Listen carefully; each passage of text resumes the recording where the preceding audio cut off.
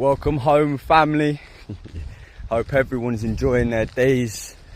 There's beauty arising, there's love flowing, there's compassion, there's connection. Most importantly, I'm finding in these times connection to self as well as the others around us. It's great to have a solid support network and to have the tribe and the family around you.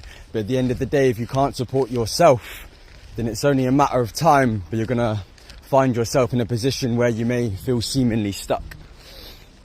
And it's important to go through these challenges in order to build those solid foundations within ourselves, within our practice, within the beings that we are, through the words that we speak and the actions that we take. Because this is how we become the people, the souls, spirit incarnate that we came here to be and to live the lives that we wish to lead. And it's important to go through these trials and tribulations, although they may feel cumbersome or overwhelming. It's necessary, and it really does. You know, we've all heard that our past creates our present, just like our present creates our future. And I think it's important to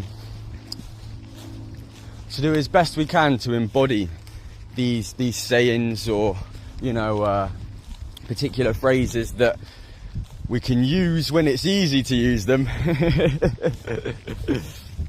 But when it feels like a bit more of a stretch from who we are in a specific moment, then it's quite easy to abandon such concepts, and they're seen just again as ideas, as opposed to principle, spiritual principle, which is existent and could not be inexistent upon this plane.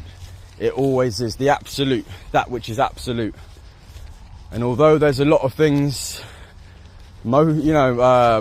creation is ever changing, whereas creator stays the same. And I think this is a useful way of delineating the two. That the unchanging, the absolute, is creator, and that spirit which enacts life from the energy of such.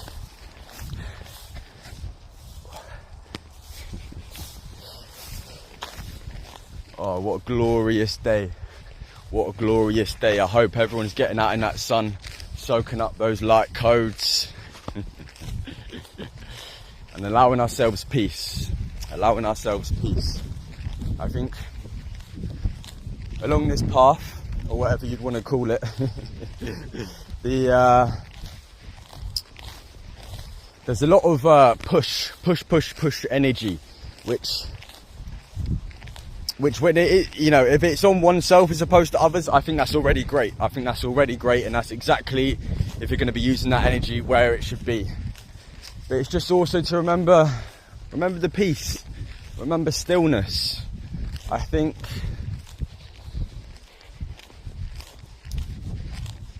the importance of allowing ourselves peace and making sure that we take the time to give ourselves peace, by which I mean to place ourselves into certain activities or practices in which we have learned over time place us in a position of such, that although it might feel like a struggle to be able to instantaneously enter a state of peace, that there are certain methods that we can use as a sort of middleman to this inherently, eternally existing state. Yeah. And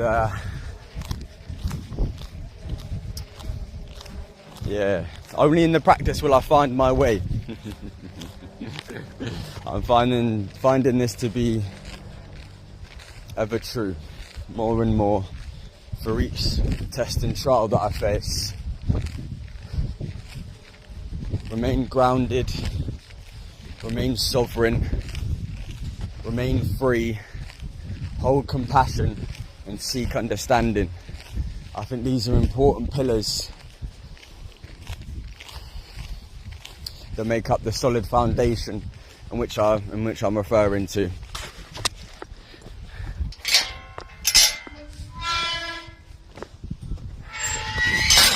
So remember this, we've all got a gift. We've all got a gift. I don't care how how useless you may feel, you know, how many friends that you're surrounded by that are doing such cool things. You know, everyone has got their gift, everyone's got their talents.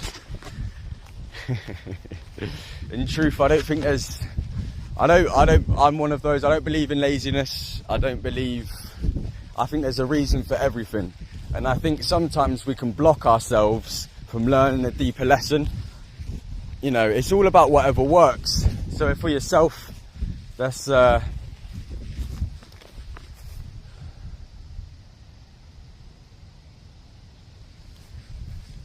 if that's what works, then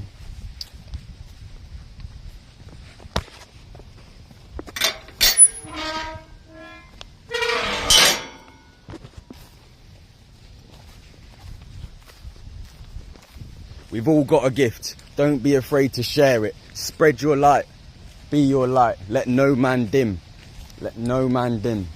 If it feels right in your heart, let it spark. Because in truth, I believe, and I've heard a lot of others mention this, the true time that we're in, the shift, the ascension, the awakening, the third to fifth dimension transition that we're all experiencing, I truly believe can more readily understandable in easy to understand words.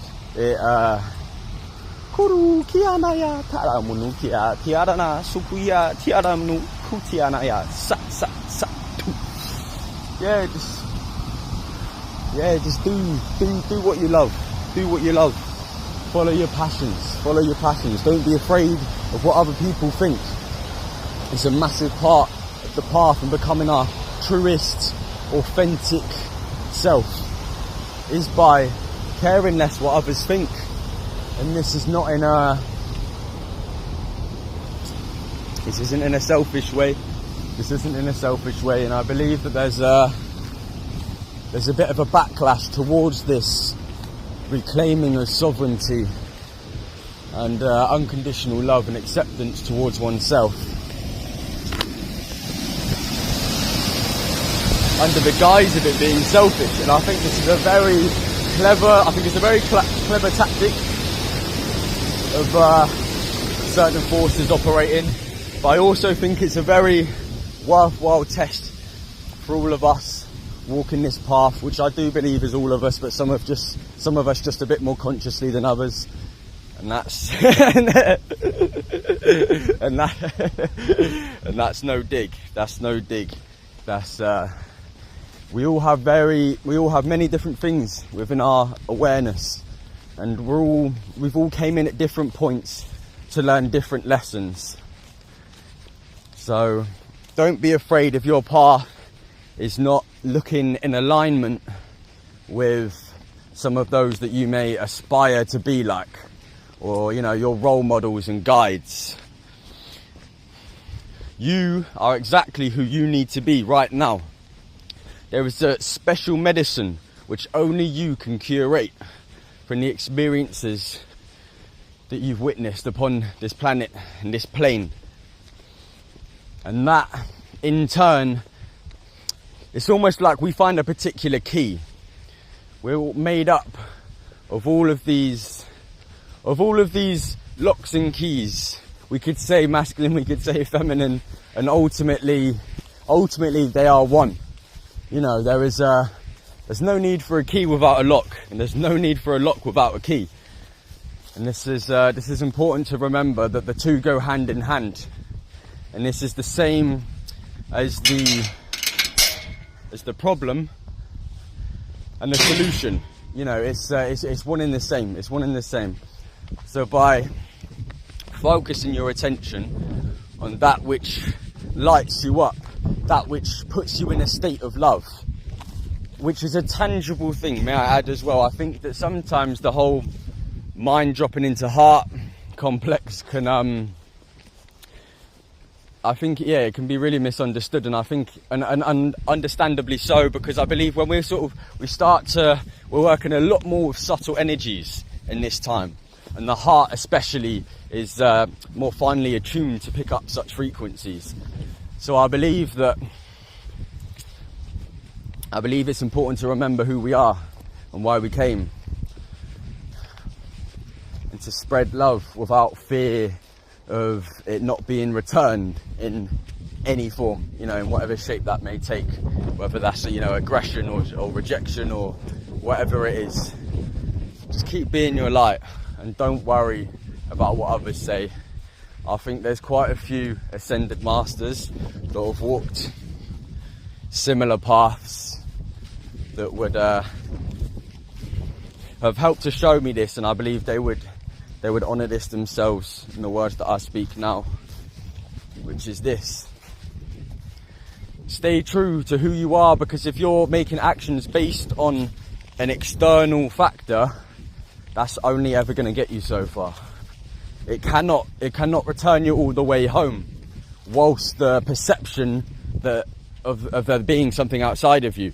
So I think, and again, just so many divine paradoxes that come up along this path, and I think that's one of the main things for me, which has helped me to detach from the seriousness of making sure I make the right action, you know, as opposed to the wrong action. When in truth, realizing there is but no right action, there is but no wrong action. I believe right and wrong to be like an internal guidance system operating inherently within us, and I think it absolutely serves us right now, because there's a lot of actions taking place upon this plane which is not at a fifth dimensional level. So we do need that learning tool modality to be able to spot darkness and that which feels wrong for us. Where ultimately, I believe we will abandon such ideas, because that feeling of acting wrong will simply go, because we won't be able to act from a place that is not in alignment with our truest, most authentic selves. And I think, I feel it's important to remember this. So keep loving yourselves, keep loving all the beautiful people that you've got around you, and follow those passions, no matter whatever it is, whether it's YouTube videos like this, whether it's music, any form of creation. Just get it out there, and don't be afraid, and use that motivation, but don't let that motivation use you. You know, if you're excited about something, use that motivation when in a time that you're actually doing that activity. Feel no need to carry it with you the whole time when you're not doing it, and then you end up feeling like, oh, you should have done this thing, or blah, blah, blah, blah. No, you've done exactly what you're meant to have done. It's about remaining conscious and staying in reality as much as we're able to, with the capacity that we hold for the lessons that we've learned and that which is our current experience.